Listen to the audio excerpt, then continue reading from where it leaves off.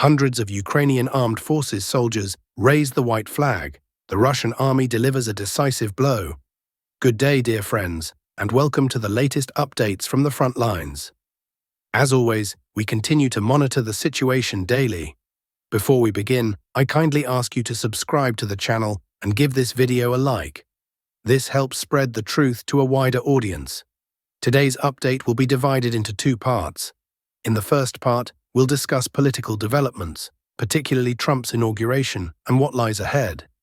In the second part, as usual, we'll analyze the situation on the front lines, focusing on areas where progress has been made, including in the Kursk region. Let's begin with the topic of Trump's inauguration. Yesterday, I shared a post about it, which sparked a heated debate. You can see the scale of the discussion from the number of comments, over 100 on a single post. The main topic was what outcome would ultimately be more favorable for Russia, a victory for Kamala Harris or for Trump. You may know my position if you've followed my channel since last fall. I expressed it in October, saying that Kamala Harris would have been more advantageous for Russia. Why? It's quite simple. Under Kamala Harris and the Democrats, the US would have continued its decline, influenced by various agendas and personnel decisions based not on professionalism, but on quotas for skin color or sexual orientation, among other factors. With Trump, however, his rhetoric and post-inauguration statements point to a different direction. For example, he said things like, "We'll take back the Panama Canal," and "We'll create the most powerful army, plant the flag on Mars, and expand the United States." Such declarations, even if partially rhetorical, highlight a very different trajectory. The question then arises, is a strong United States good or bad for Russia? The answer seems clear. A strong United States is bad for Russia. A weakened, declining United States, as could have been the case under Harris, would have been a significant advantage. This became evident not only recently, but as early as November when the election results were announced. As for where things are heading now, I believe it's clear to everyone: Minsk or Istanbul. Is this good or bad? Share your thoughts in the comments. Personally, I've already expressed my view. What's next? First, we can expect a call between Putin and Trump. Then, a meeting. And finally, trust me on this, there will be some kind of agreement. Whether it involves frontline demarcations or other details remains to be seen. But the fact is, under Kamala Harris, there would have been no new Minsks or Istanbuls. With Trump, there absolutely will be. Now let's turn to the situation on the front lines. Opening the map, let's begin with the Kursk region. Yesterday saw several significant events, and I'll leave it to you to judge their success. I'll simply present the facts. First and foremost, a large-scale attack was launched on Ukrainian Armed Forces positions in this area. Near the village of Nikolske, a column of 16 vehicles advanced from Leonidov. As it approached Nikolske, the column was spotted between the fields of Nikolska and Alexandria. The Ukrainian Armed Forces responded, and here's what we have as a result. The advance covered more than 2 kilometers, specifically 2.3 kilometers. Some armored vehicles were destroyed, including 2 tanks and 7 infantry fighting vehicles.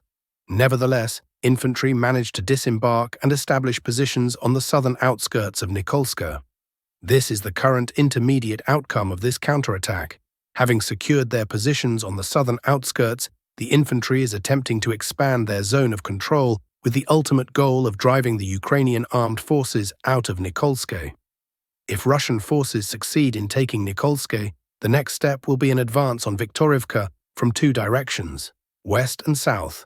This would not only complicate the position of the Ukrainian Armed Forces grouping from Malalochnia to Poraby, but also put them at risk of complete encirclement and cut-off from their main force. As for other areas in the Kursk region, Russian Porochnaya has come under Russian control. You're likely aware of the tragedy discovered in the basements of homes there. A heavy responsibility lies with those who, during the Ukrainian offensive in August last year, dismissed it as merely a reconnaissance mission. No need for panic, no need to flee, no need to evacuate, and so on. And all panic mongers should be dealt with severely. I think there's no need to name names here. You all know exactly who these people and bloggers are. At present, attacks are being launched from Russian Porochnaya toward the hamlets of Kositsa and Cherkasskaya Porochnaya. Additionally, yesterday, Russian aviation conducted strikes on the city of Sudzha, more precisely, on Ukrainian Armed Forces positions within Sudzha. It would be more accurate to phrase it that way. At least 5 FAB bombs were recorded, along with heavy artillery fire. Some interpreted this as an artillery preparation for a forthcoming offensive. However, as time has passed, no offensive has materialized. The Ukrainian Armed Forces continue to hold the northern part of Makhnovka, and the Russian army has not been able to advance further in this sector. Now let's move on to other areas of the front. Advances are being recorded on several fronts, particularly in the Kharkiv region. Here, Russian forces have significantly expanded their foothold on the right bank of the Oskol River. For example, the settlement of Dvorichny is almost entirely under Russian control. Just in the past 24 hours, progress in this area has amounted to approximately 2 kilometers. Additionally, efforts have begun to encircle the village of Zapadne, which is strategically important. Look at its location. It's on elevated terrain. From there, Dvorichny and other areas are visible as if on the palm of your hand. Moreover, a road from Zapadne leads southward to Kondrashivka, which connects to the right bank part of Kupiansk. This is why Ukrainian forces are putting up fierce resistance here, fully aware of the situation they would face if they had to retreat from Zapadne. Attempts also continue to advance from Lozova toward Novokruliakivka. However, no significant changes have been observed in recent days in areas like Zahriz and Bohuslavka, unlike the situation in Chasiv Yar, where the position of the Ukrainian Armed Forces is deteriorating daily. As mentioned yesterday, the Ukrainian forces have completely lost the northern part of the city, including all micro-districts, Severny, Desyati, and Novoseverny, as well as the southern part. Yesterday, for example, this road was not under Russian control, but overnight it was cut off. Now Ukrainian forces in the multi-story residential districts are effectively surrounded. Their only exit is to the west, where there is a water reservoir and a narrow, inconvenient crossing. However, this crossing is steep, heavily sloped, and under fire, making it highly vulnerable. As a result, the high-rise districts, which the Ukrainian armed forces fiercely defended, have essentially become a prison for them. Meanwhile, Russian forces continue advancing and are now launching attacks toward Shevchenko in this direction. The situation is also unfavorable for Ukrainian forces on the western flank of Pokrovsk. Kotlina is now fully under Russian control, and Zakotlina Agro Farm has also been seized.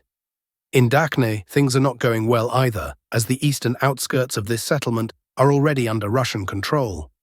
Russian forces are advancing toward the center and the railway station.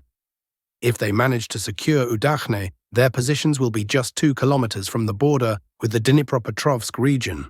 In Velika Novosilka, Ukrainian forces have not been able to stabilize the situation either, nor are they making much effort to do so, as even Ukrainian sources acknowledge. Assault operations are underway in various parts of the settlement, particularly along Zarekna, Verkhnaya Fontanaya streets, and Andrei Sheptitsky Street, which has now come under Russian control. Beyond the Vremivka Bridge, Russian forces have also secured the hospital and vocational school buildings. While some Ukrainian garrison groups continue to resist, most of them are focused on evacuating across the Mokry-Yaly River. Novomara, Toretsk direction, as of January 21st. The situation. Despite the Ukrainian garrison at the Teta Mine putting up resistance and holding out stubbornly, it is doomed.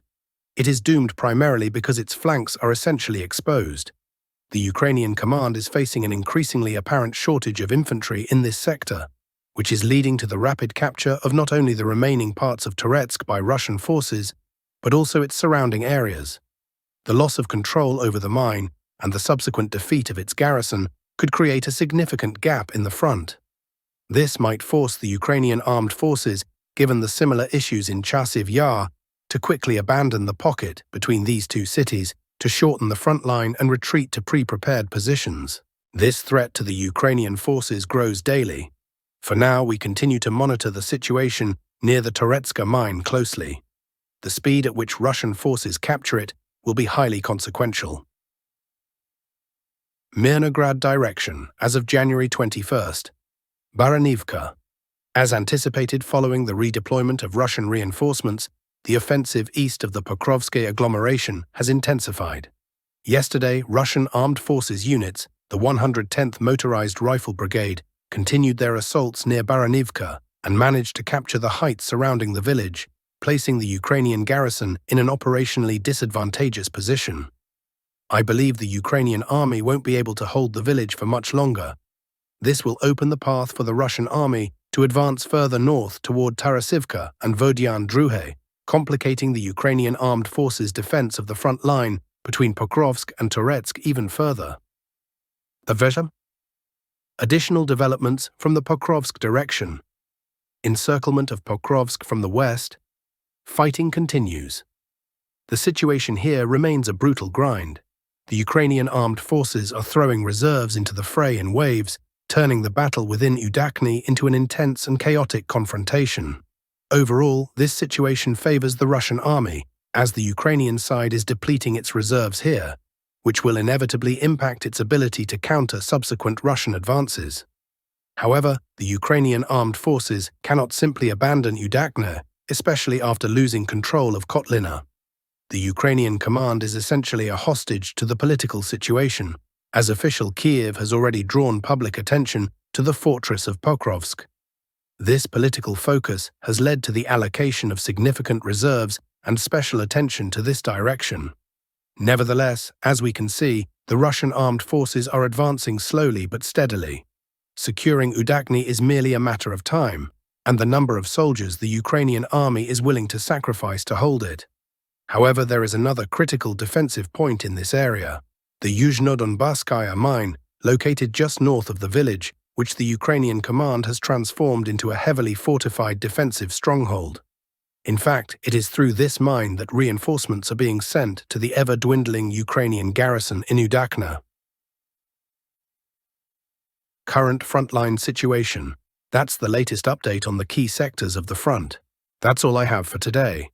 I wish you a good day, take care of yourselves, and I'll see you soon. Until next time.